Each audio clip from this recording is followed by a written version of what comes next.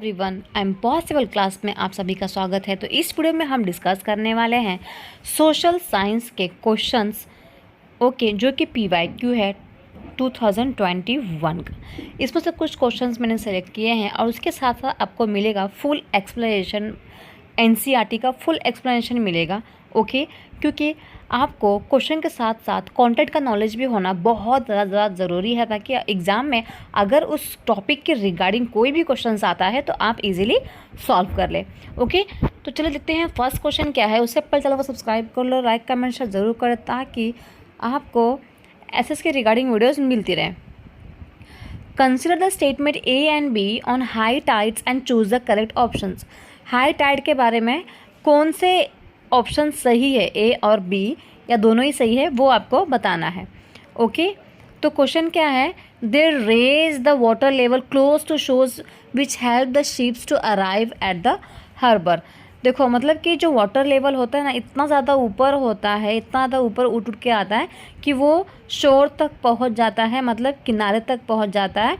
और उसके वेव के साथ ही जो शिप्स वगैरह होते हैं वो भी क्या होते हैं, उनको मतलब आसानी होती है अपने लैंडिंग एरिया में स्टैंड करने के लिए। Second, they create problems for fishermans as fish move away from the shore during the high tide. High tide के दौरान क्या होता है, जो फिशरमैन है उनको बहुत ज़्यादा प्रॉब्लम होती है अपनी फ़िश को पकड़ने के लिए, क्योंकि हाई टाइड की वजह से क्या होता है, जो फ़िश है वो बहुत दूर चली जाती है। तो इसमें से आपको कौन सा सही लग रहा है और कौन सा गलत लग रहा है, इसको आंसर जानने के लिए आपके पास पहली बात तो नॉलेज होना ज़रूरी है टाइड्स के बारे में, कि high tides and low tides क्या होते हैं। तो चलिए मैं आपको बताती हूँ टाइड्स होती क्या है। हिंदी में इसे कहा जाता है ज्वार भाटा। The rhythmic rise and fall of oceans water twice in a day is called a tide. देखो दिन में क्या होता है, 2 बार जो होता है ना, वाटर लेवल फॉल होता है, ऊपर जाता है नीचे आता है, ऊपर जाता है नीचे आता है, उसे ही क्या कहा जाता है, ज्वार भाटा या फिर टाइड कहा जाता है। It is high tide when water covers much of the shore by rising to its highest level. High tide कब आएगा, जब पानी जो है ना वो किनारे पे मोस्टली यहाँ से चलते चलते पूरा किनारे को घेर लेगा। इसे कहा जाता है हाईएस्ट लेवल या फिर हाई टाइड कहा जाता है। जो वाटर होता है ना वो पूरे अपने किनारे को घेर लेता है। और जब लो टाइड होता है तब क्या होता है, water falls to its lowest level and recedes from the shore. अब देखो ये समझ लो किनारा है, तो वाटर जो है ना बहुत सा स्लोली वेव करके सिर्फ यहाँ तक आएगा, यहाँ से वापस चला जाएगा। मतलब जिस टाइम पे वेव्स जो होती हैं बहुत स्लो होती है। हाई टाइड में वेव्स जो बहुत ज़ोर ज़ोर से आती है और पूरे किनारे तक फैल जाती है, वापस पानी जाएगा, वापस ज़ोर से हाई टाइड आती है, उसे हाई टाइड कहते हैं। लो टाइड में जो वेव्स होते हैं वो बहुत सुस्त होती है, तो उसे कहा जाता है लो टाइड। आई होप आपको समझ में आ गया होगा high tide and low tide क्या होता है। देखिए अब इसी पैराग्राफ में आपके क्वेश्चन का आंसर छिपा हुआ है और आप बताइएगा कि आपका आंसर क्या है। चलिए देखते हैं। The strong gravitational pull exerted by the sun and the moon on the earth surface cause the tides. अब आप सोचते होंगे कि ये टाइड्स आते कहाँ से हैं। आते क्यों हैं, तो ये किसके फोर्स के वजह से होता है, मून एंड सन के ग्रेविटेशनल फोर्स की वजह से। जैसे हमारे अर्थ में ग्रेविटी है ना, उसी तरीके से सन के अंदर भी ग्रेविटी है एंड मून के अंदर भी ग्रेविटी है। तो उनके जो ग्रेविटी है ना वो क्या करते हैं, अर्थ पे जो पानी है उसको अपनी तरफ खींचते हैं, जैसे कि आप ड्राइंग में देख सकते हैं। उसकी वजह से क्या आते हैं, टाइड्स आते हैं। The water of the earth closer to the moon gets pulled under the influence of the moon's gravitational force and cause high tides. अब देखो जैसे कि आप ड्राइंग में देख सकते हो, तो जो मून है ना वो अर्थ के बहुत ज़्यादा पास में है। तो जैसे कि आप जानते हैं कि क्या है, जो मून है वो नेचुरल सैटेलाइट पे है, तो अर्थ के बहुत ज़्यादा पास में होने की वजह से मून का जो ग्रेविटेशनल फोर्स है ना वो अर्थ के पानी को अपनी तरफ खींचता है। जिसकी वजह से क्या आता है, पानी जो है ना बहुत ज़्यादा उछाल मारता है। और सन के साथ भी ऐसे होता है, सन में भी बहुत सारा ग्रेविटेशनल फोर्स होता है, तो सन क्या करेगा, मून को खींचेगा और मून जो है अर्थ के पानी को खींचेगा। तो डबल ग्रेविटेशनल फोर्स की वजह से हाई टाइड आता है। Okay, during the full moon and new moon days the sun, the moon and the earth are in the same line and the tides are highest. जैसे कि आप यहाँ पे देख सकते हो, अब ये जो न्यू मून होता है या जब पूर्णिमा होता है ना, तब मून और सन और अर्थ ये तीनों एक ही लाइन में होती हैं, जिसकी वजह से अर्थ के ऊपर डबल ग्रेविटेशनल फोर्स पड़ता है। तो उस टाइम पे क्या आते हैं, हाई टाइड्स आते हैं, जिसे स्प्रिंग टाइड भी कहा जाता है। ओके, तो ये आपको ये पूरा पैराग्राफ अच्छे से याद करना पड़ेगा, एक एक लाइन आपको अच्छे से पढ़ पढ़ के जाना पड़ेगा ताकि आपको समझ में आए एग्जाम में, क्योंकि कहीं से भी पूछ लेता है। ओके, तो अभी तक आपको आपके क्वेश्चन का आंसर नहीं मिला होगा। आपका क्वेश्चन का आंसर क्या था, जब हाई टाइड्स आते हैं तो फिशरमैन को बहुत ज़्यादा प्रॉब्लम होती है। ओके, तो चलिए देखते हैं आगे। But when the moon is in its first and last quarter, जैसे कि आप देख सकते हो फर्स्ट क्वार्टर में जो मून होता है वो एकदम छोटा सा होता है, राइट, और लास्ट क्वार्टर में भी ऑलमोस्ट ख़त्म हो जाता है, राइट। तो उस टाइम पे क्या होता है ना, जो मून होता है, the ocean water gets drawn in diagonally opposite directions by the gravitational pull of sun and moon resulting in low tides. जैसे कि आप देख सकते हो इस पिक्चर में आपको समझ में आएगा, तो मून जो होता है वो अपोजिट डायरेक्शन में होता है, सन जो होता है वो अपोजिट डायरेक्शन में होता है, जिसके वजह से अर्थ के ऊपर इतना ज़्यादा ग्रेविटेशनल फोर्स नहीं होता है। क्योंकि यहाँ पे क्या हो रहा है, फर्स्ट अगर सेकंड ड्राइव में देखोगे तो यहाँ पे दोनों का फोर्स साथ में पड़ रहा है, राइट। देखो, जो मून है वो अर्थ को ऐसे खींच रहा है, सन जो है मून को खींच रहा है, तो इससे क्या हो रहा है, डबल ग्रेविटेशनल फोर्स पड़ रहा है। यहाँ पे जो फोर्स है वो डिवाइड हो गया। देखो, सन जो है इस तरफ खींच रहा है और मून जो है वो इस तरफ खींच रहा है। तो जो फोर्स है ना वो कैसे हो चुके हैं, चेंज हो चुके हैं, जिसके वजह से उस टाइम पे क्या आते हैं, लो टाइड्स आते हैं, और उसे क्या कहा जाता है, नीप टाइड भी कहा जाता है। तो ये क्वेश्चन भी एग्जाम में आ सकता है कि नीप टाइड्स क्या होते हैं एंड लो टाइड्स क्या होते हैं, तो बोथ आर इक्वल, ठीक है। अब आपका क्वेश्चन का आंसर आपको यहाँ मिलेगा। High tides help in navigations, they raise the water level close to the shore, this help the ships to arrive at the harbour more easily. देखिए, ये यहाँ पे उसमें लिखा था ना क्वेश्चन आपका यही था कि हाई टाइड्स की वजह से जो शिप होती हैं क्या वो इजीली अपने एरिया में पहुँच जाती हैं। तो आंसर क्या है, सही है। देखो क्या पे लिखा है, this help the ship to arrive at the harbour more easily, मतलब फर्स्ट वाला क्या हो जाएगा, सही हो जाएगा। ओके, चलिए सेकंड, आपका जो सेकंड वाला सही है कि गलत वो भी आपको यहीं मिल जाएगा। The high tides helps in fishing also. Okay, many more fish come closer to the shore during the high tide. अब यहाँ पे क्या लिखा था, क्वेश्चन हमारा ये था कि फिशरमैन को प्रॉब्लम होती है फिश पकड़ने के लिए, क्योंकि जो फिश होती है वो बहुत दूर चली जाती है। बट ऐसा नहीं है, हाई टाइड्स के टाइम पे क्या होता है, जो वेव्स होते हैं वो जो शोर होता है, जो किनारा होता है उसकी तरफ आते हैं। तो जब जितना तेज पानी होगा तो पानी के साथ मछलियाँ भी तो किनारे पर ही आएंगी ना। तो फिशरमैन के लिए ये बहुत अच्छा मौका होता है मछली पकड़ने का। ओके, तो आपको आपका आंसर मिल गया होगा। चलिए देखते हैं, अब आते हैं क्वेश्चन की तरफ और आप बताएंगे आंसर। तो देखिए क्वेश्चन क्या था आपका, ये जल स्तर को तट की ऊंचाई तक पहुंचाते हैं जो जहाज को बंदर तक पहुंचाने में सहायक होते हैं। जब जल ऊंचा पहुंच जाता है जिसकी वजह से क्या होता है, जहाज भी बहुत इजीली अपने किनारे तक पहुंच जाता है, उसे ज़्यादा मतलब मेहनत करने की ज़रूरत नहीं पड़ती है। तो ये तो सही बात है, हमने अभी जस्ट पढ़ा। ये मछुआरों के लिए समस्या करता है क्योंकि मछलियाँ उच्च ज्वार में तट से दूरी पर चली जाती हैं। बिल्कुल भी गलत है भाई, जब जो हाई टाइड आएगा तो मछलियाँ भी तो साथ में आएंगी किनारे पे। तो ये तो जो फिशरमैन है उनके लिए अच्छी बात है। So option number 1 is correct, A सही है, बी गलत है, right. Option number 3 is the correct answer. I hope आपको ये वीडियो अच्छी लगी होगी। चलिए नेक्स्ट क्वेश्चन देखते हैं। अगर यूजफुल वीडियो लग रही चैनल को सब्सक्राइब कर लो, क्योंकि आपको एसएस के रिगार्डिंग ऐसे ही वीडियोस देखने को मिलने वाले हैं इस चैनल पे। ओके, तो ये हो गया आपका फर्स्ट क्वेश्चन। चलिए देखते हैं नेक्स्ट क्वेश्चन क्या है। Which of the following statement about air pressure is correct. वायु दाब के संदर्भ में कौन सा कथन सही है।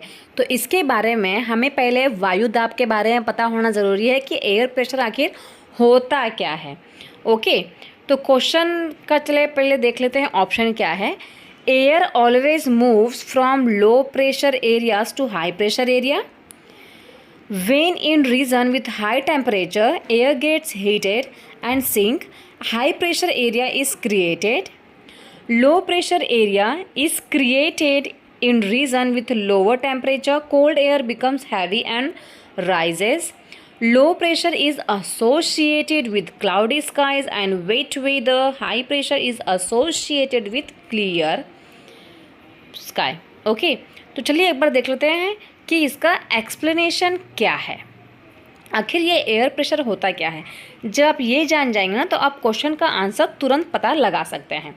तो एयर प्रेशर क्या होता है, जैसे कि आप लोग ये जान के बहुत ज़्यादा सरप्राइज हो जाएंगे कि जो हमारा एयर होता है ना, जो ऊपर से हवा जो हमें महसूस होती है उसमें बहुत ज़्यादा क्या होता है, फोर्स होता है, और ये सारा फोर्स हमारी बॉडी पे लगता है। ओके, जो हवा है ना वो बहुत ज़ोर से प्रेशर लगाती है हमारे बॉडी पे, पर वो प्रेशर हमें महसूस नहीं होता है। क्यों नहीं होता? क्योंकि हमारा बॉडी भी क्या लगाता है, काउंटर प्रेशर लगाता है। जितना ज़ोर से हवा हमें दबाती है ना उतने ही ज़ोर से हमारा बॉडी भी हवा को दबाता है, जिसकी वजह से हमारा बॉडी जो है बैलेंस रहता है और हमें हवा का जो प्रेशर है वो पता ही नहीं चलता। ओके, अगर हमारे बॉडी काउंटर प्रेशर नहीं करेगा ना तो हमारे जो बॉडी का जो नसें हैं पूरा फट जाएंगी और पूरा ब्लड निकल जाएगा। ओके, तो ये हमारा बॉडी भी क्या करता है, काउंटर प्रेशर लगाता है, और हवा भी क्या करता है, अपना प्रेशर लगाता है। तो जो एयर का प्रेशर है is defined as the pressure exerted by the weight of an on the earth surface. मतलब कि अर्थ के सरफेस पे एयर का जो वेट है ना उसके अकॉर्डिंग डिफाइन किया गया है कि एयर का जितना वेट होगा उतना ही ज़ोर से प्रेशर आएगा। ओके, तो जैसे कि आपको पता ही होगा, जैसे हम लोग ऊपर जाते हैं, जो एटमॉस्फेयर के लेयर पे जाते हैं, हम जितना ऊपर जाएंगे उतना ही जो हवा का प्रेशर है वो क्या रहेगा, कम रहेगा, राइट। और जितना हम लोग सी लेवल पे जाएंगे, सबसे ज़्यादा हाईएस्ट जो प्रेशर होता है वो कहाँ होता है, सी लेवल पे होता है। ये क्वेश्चन भी आया हुआ है, जब मैं आपको नेक्स्ट PYQ करवाऊंगी तो उसमें आपको देखने को मिलेगा ये क्वेश्चन। तो ये क्वेश्चन एग्जाम में आया हुआ है कि सबसे ज़्यादा हाईएस्ट प्रेशर कहाँ होता है, तो सी लेवल पे होता है। सबसे कम कहाँ होगा, जैसे जैसे हम लोग हाईएस्ट पॉइंट पे पहुँचेंगे वहाँ हवा का दबाव सबसे कम होता है। ओके, चलिए आगे देखते हैं। तो temperature of air at a given place in areas where temperature is high the air gets heated. तो देखो, जहाँ पे टेम्परेचर ज़्यादा है ना वहाँ पर क्या है, हवा का प्रेशर है। जहाँ पर टेम्परेचर ही नहीं है वहाँ पे क्या है, हवा भी नहीं है। ओके, तो टेम्परेचर जो है, अगर जहाँ पे टेम्परेचर ज़्यादा है तो वहाँ की जो हवा है ना बहुत जल्दी गर्म हो जाती है और वो ऊपर चली जाती है। ठीक है, अगर बहुत ज़्यादा टेम्परेचर हाई है, बहुत ज़्यादा गर्मी है, तो जो भी पानी होगा वो तुरंत ही गर्म होकर क्लाउड्स बन के कहाँ चला जाता है, ऊपर चला जाएगा। ओके, मतलब जहाँ पे गर्मी ज़्यादा होगा वहाँ पे आपको क्लाउड्स देखने को मिलेंगे, क्योंकि जितनी ज़्यादा गर्मी उतना ज़्यादा क्या होगा, जो समुद्र का पानी है वगैरह गर्म जल्दी जल्दी होके ऊपर चला जाएगा। ओके, तो जहाँ पे गर्मी ज़्यादा होती है वहाँ का जो हवा होता है ना वो बहुत जल्दी गर्म हो जाता है। गर्म होने की वजह से हवा ना बहुत जल्दी हल्की हो जाती है और कहाँ चली जाती है, ऊपर चली जाती है। तो ऊपर जाने की वजह से ये क्या क्रिएट करेगा, लो प्रेशर एरिया क्रिएट करेगा। ओके, क्योंकि हवा में बिल्कुल भी प्रेशर ही नहीं है ना, हवा तो पूरी ऊपर चली जा रही है। ओके, तो ये क्या हो जाएगा, लो प्रेशर एरिया। तो जहाँ पे लो प्रेशर एरिया होगा वहाँ पे आपको क्लाउडी स्काई देखने को मिलेगा। दिखने को मिलेगा, कॉमन सेंस की बात है ना, जब हवा गर्म हो जा रही है, गर्म होने के बाद वो पूरा बादल बन जा रहा है, राइट। तो ये क्या हो जाएगा, क्लाउडी स्काई देखने को मिलेगा एंड वेट वेदर देखने को मिलेगा। आपको बहुत ज़्यादा पसीना पसीना होगा। ठीक है, अब देखिए, having lower temperature in area having lower temperature the air is cold. अब देखो, जहाँ पे टेम्परेचर बहुत कम रहेगा, तो टेम्परेचर कम है मतलब हवा कैसी रहेगी, हवा रहेगी आपकी ठंडी। ठंडी हवा जो होती है वो भारी होती है, तो जब ठंडी हवा भारी रहेगी तो वो ऊपर क्लाउड्स बन पाएगी क्या, नहीं बन पाएगी। मतलब कि जो आपका बादल है, जो आपका स्काई है, वो कैसा रहेगा, क्लीन रहेगा, राइट, कैसा रहेगा, क्लीन रहेगा। तो ये जो है ये हो जाएगा आपका high pressure area. Okay, next, the air always moves from high pressure areas to low pressure area. जो हवा होती है वो हमेशा high pressure to low pressure जाती है। ओके, तो आपका आंसर जो है अब आपको इजीली मिल जाएगा। ये क्वेश्चन पढ़ने के बाद, एक्सप्लेनेशन पढ़ने के बाद आपको आंसर आप इजीली फाइंड आउट कर सकते हो। ओके, तो फर्स्ट ऑप्शन क्या है आपका, air always moves from low pressure areas to high pressure area. गलत, हमने अभी पढ़ा कि जो हवा है वो high pressure to low pressure जाती है, मतलब ये गलत हो गया। ठीक है, when in regions with high temperature, जहाँ पे हाई टेम्परेचर रहेगा हवा जो है जल्दी गर्म हो जाएगी बट सिंक हो जाएगी, तो ये तो गलत है। ये तो हवा गर्म होने के बाद रेज हो रही थी, राइट, ऊपर चली जा रही थी, तो ये जो है। और वैसे भी हवा जहाँ पे हाई टेम्परेचर रहेगा वहाँ पे लो प्रेशर एरिया क्रिएट्स होगा। यहाँ पे हाई प्रेशर है, मतलब कि सेकंड वाला भी गलत हो गया। चलिए देखते हैं third, low pressure area is create in region with lower temperature. Cold air, जहाँ पे लो प्रेशर है वहाँ पे लोअर टेम्परेचर रहेगा ही नहीं, वहाँ पे क्या रहेगा, हाई टेम्परेचर रहेगा, तो ये भी गलत हो गया। सो फोर्थ वन आपका सही है, low pressure is associated with cloudy sky, very good, right. जहाँ पे लो प्रेशर रहेगा वहाँ पे आपका स्काई जो है क्लाउडी क्लाउडी रहेगा, एंड हाई प्रेशर जहाँ पे रहेगा वहाँ पे क्लीन रहेगा आपका क्लाउड। तो ये आपका ऑप्शन नंबर 4 जो है वो सही है। ओके, आई होप आपको समझ में आ गया होगा और एयर प्रेशर क्या होता है वो भी समझ में आ गया होगा। चलिए देखते हैं अब नेक्स्ट क्वेश्चन। अगर वीडियो अच्छा लगे तो चैनल को सब्सक्राइब करो, लाइक कमेंट शेयर ज़रूर करो।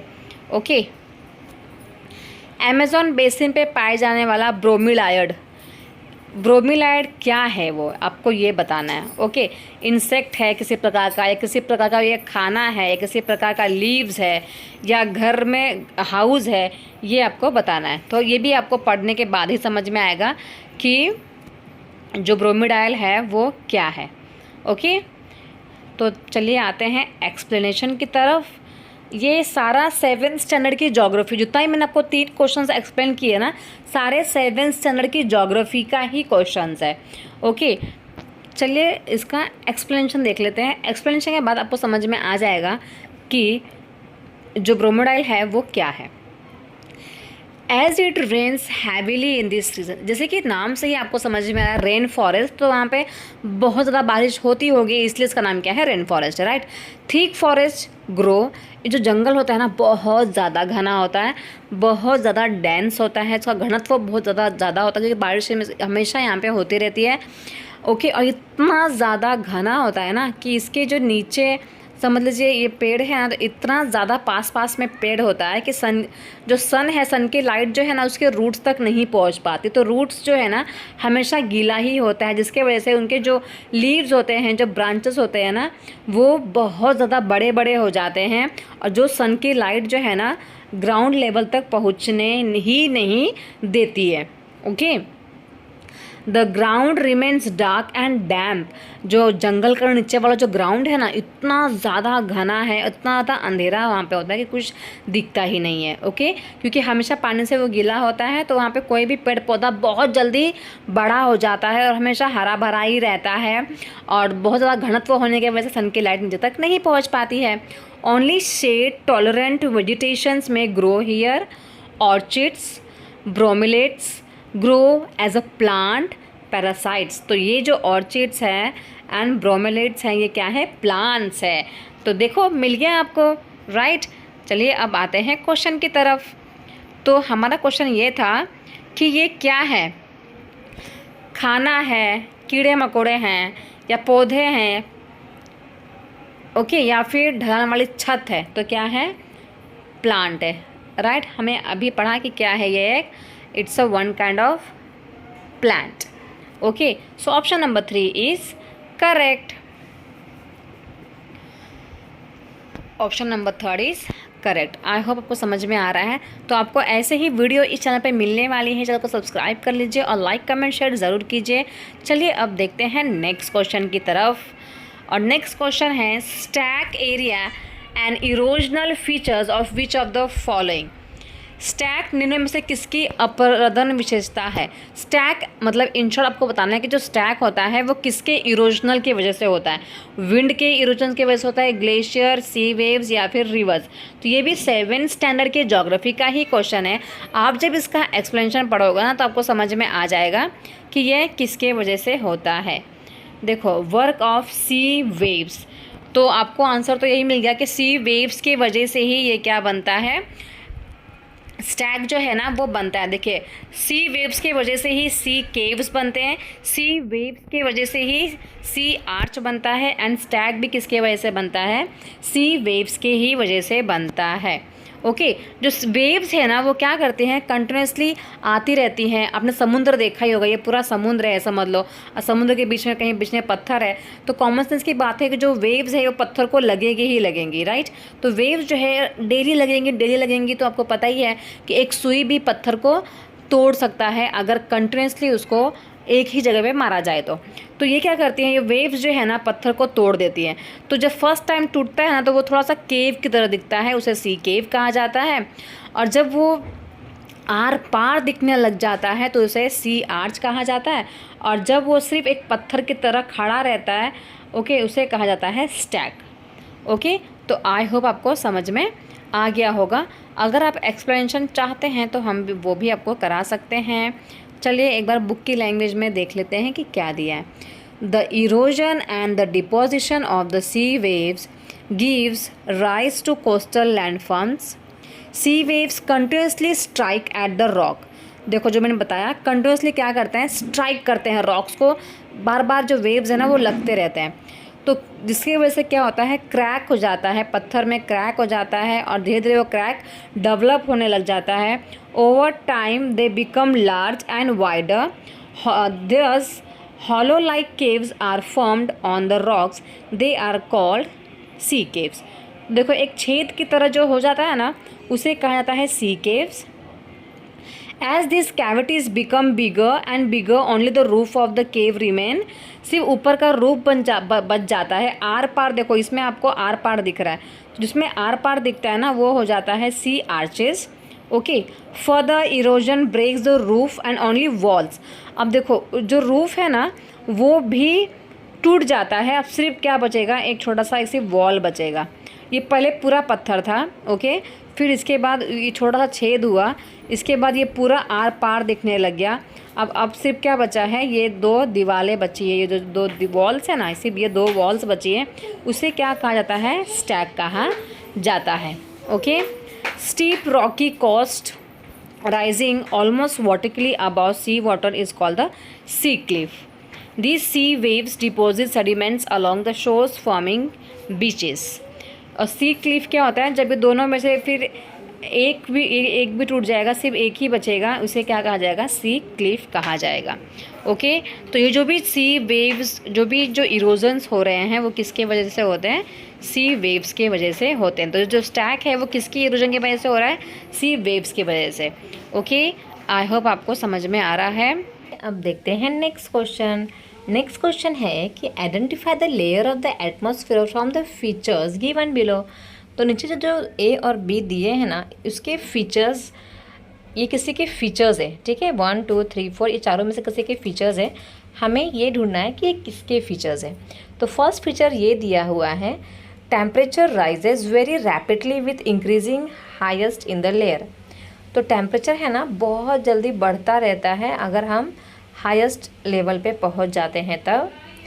And this layer helps in radio transmission. इस लेयर में रेडियो ट्रांसमिशन भी है।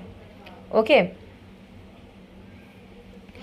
तो ये समताप मंडल है या मध्य मंडल, बाह्य मंडल या फिर बही मंडल। तो इसके लिए हमें पास क्या होना चाहिए, इसके लिए हमारे पास होना चाहिए नॉलेज।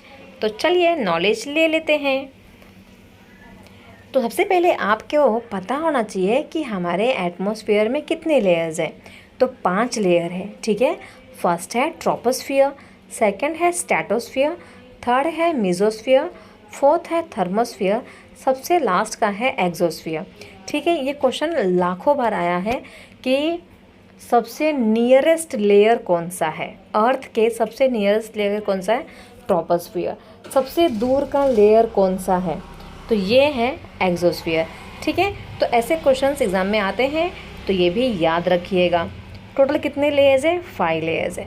जो ट्रोपोस्फियर है ना, ये सबसे इम्पॉर्टेंट लेयर है एटमॉस्फेयर की। ठीक है, इसकी जो एवरेज हाइट है ये 13 किलोमीटर तक है।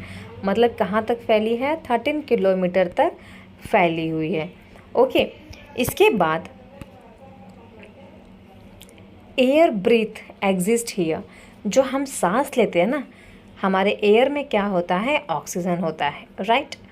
तो जो एयर है जिसे हम कंफर्टेबली ब्रीथ करते हैं, वो इसी लेयर में पाई जाती है। कौन से लेयर में, ट्रोपोस्फियर में पाई जाती है। Okay, almost all the weather phenomena like rainfall, fog, hailstorm occur in this layer. जो कोहरा गिरता है, ओला गिरता है, पत्थर पर बड़े बड़े गिरते हैं, जो बारिश होती है, ये सारे जो कंडीशनल चेंजेस होते हैं वो कहाँ होते हैं, ट्रोपोस्फियर में। तो इतना आपको याद रखना है कि सबसे मोस्ट इम्पॉर्टेंट लेयर है, 13 किलोमीटर तक फैला हुआ है। जो हम सांस लेते हैं वो हवा ट्रोपोस्फियर में ही पाई जाती है। और जितने भी कंडीशनल जो चेंजेस होते हैं, ओके, वेदर रिगार्डिंग जो चेंजेस होते हैं वो ट्रोपोस्फियर में ही होते हैं। ओके, चलिए देखते हैं स्ट्रेटोस्फियर में। अभी तक हमें हमारा आंसर नहीं मिला है। ओके, हमें जानना है कि जो रेडियो तरंगे हैं वो किस में पाई जाती है, कौन से लेयर में। तो अभी जो स्ट्रेटोस्फियर है ना, वो सेकेंड है, जस्ट ट्रोपोस्फियर के ऊपर की लेयर कौन सी है, स्ट्रेटोस्फियर। ये 50 किलोमीटर तक फैली है। ट्रोपोस्फियर 13 किलोमीटर तक और स्ट्रेटोस्फियर 50 किलोमीटर तक। ओके, यहाँ पे कोई भी क्लाउड्स आपको देखने को नहीं मिलेगा। क्लाउड्स भी आपको ट्रोपोस्फियर में ही देखने को मिलेगा। जब आप स्ट्रेटोस्फियर में चले जाते हो तो आपको क्लाउड्स नहीं देखने को मिलेगा, एकदम ब्लू ब्लू ब्लू ब्लू देखने को मिलता है। Okay, weather phenomena making conditions most ideal for flying aeroplanes. तो वहाँ का जो वेदर फिनोमेना होता है ना, तो वहाँ का जो वेदर होता है, कहाँ का वेदर, स्ट्रेटोस्फियर का जो वेदर होता है वो एरोप्लेन के उड़ने के लिए बहुत ज़्यादा अच्छा होता है, क्योंकि आसमान पूरा साफ़ होता है, वहाँ पे बादल भी नहीं होते। आपने देखा होगा कि बादल पूरे नीचे नीचे होते हैं, नीचे पूरा बादल और एरोप्लेन यहाँ से उड़ रहा है, राइट। तो ये जो उड़ने वाला लेयर है वो स्ट्रेटोस्फियर है। उसके नीचे वाला कौन सा है, ट्रोपोस्फियर, जहाँ पे आपको बहुत सारे बादल देखने को मिलते हैं। ओके, और इम्पॉर्टेंट फीचर्स क्या है स्ट्रेटोस्फियर का, कि इसमें क्या है, ओजोन गैस पाई जाती है। तो ये क्वेश्चन भी एग्जाम में आया हुआ है कि जो ओजोन लेयर है ना, वो कौन से लेयर में है। तो स्ट्रेटोस्फियर जो लेयर है इसमें पाई जाती है ओजोन लेयर, जिसमें क्या हो चुका है, थोड़ा सा छेद हो चुका है। ओके, और यही ओजोन लेयर क्या करती है, हमें हार्मफुल इफ़ेक्ट जो सन की रेज निकलती है उससे हमें प्रोटेक्ट करती है। ओके, तो आई होप आपको याद हो गया होगा स्ट्रेटोस्फियर किसके लिए इम्पोर्टेंट है। भाई 50 किलोमीटर तक फैला हुआ है ये, एरोप्लेन को उड़ने के लिए बहुत अच्छा वहाँ पे वेदर फिनोमेना है। क्लाउड्स फ्री होते हैं स्ट्रेटोस्फियर, ओजोन लेयर भी स्ट्रेटोस्फियर में ही पाया जाता है। ओके, नेक्स्ट है मेसोस्फियर, जो कि है आपका 3rd नंबर का लेयर। तो this is the 3rd layer of the atmosphere. It lies about the stratosphere. It extends up to the height of 80 kilometre. तो देखो, जो आपका ट्रोपोस्फियर था वो 13 किलोमीटर था, स्ट्रेटोस्फियर था वो 50 किलोमीटर, जो मेसोस्फियर है वो 80 किलोमीटर तक फैला हुआ है। कितना किलोमीटर तक, 80 किलोमीटर तक फैला हुआ है। और वहाँ पर क्या पाया जाता है, meteoroids burn up sorry meteoroids burn up in this layer on entering from the space. तो देखो, स्पेस से जो भी मेटेरॉइड्स आते हैं ना, तो वो कहाँ पे जल जाते हैं, मेसोस्फियर में ही जल जाते हैं, क्योंकि वहाँ पर घर्षण बहुत ज़्यादा होता है। इसलिए जो भी मेटेरॉइड्स आते हैं, एस्टेरॉइड्स आते हैं, वो मेसोस्फियर में ही जल जाते हैं, स्ट्रेटोस्फियर में भी नहीं आते हैं। ट्रोपोस्फियर की तो बात ही अलग है। तो अभी तक हमको हमारा आंसर नहीं मिला है। ओके, ये सारा आपको याद रखना। इस एग्ज़ाम में समझ लीजिए थर्मोस्फेयर के बारे में दिया है, तो नेक्स्ट एग्जाम में आपको मेसोस्फीयर के बारे में दे सकते हैं, स्ट्रेटोस्फीयर के बारे में दे सकते हैं, तो बहुत इंपॉर्टेंट है, ज़रूर ध्यान से पढ़िएगा। नेक्स्ट देखते हैं फोर्थ वाला, ये है थर्मोस्फीयर।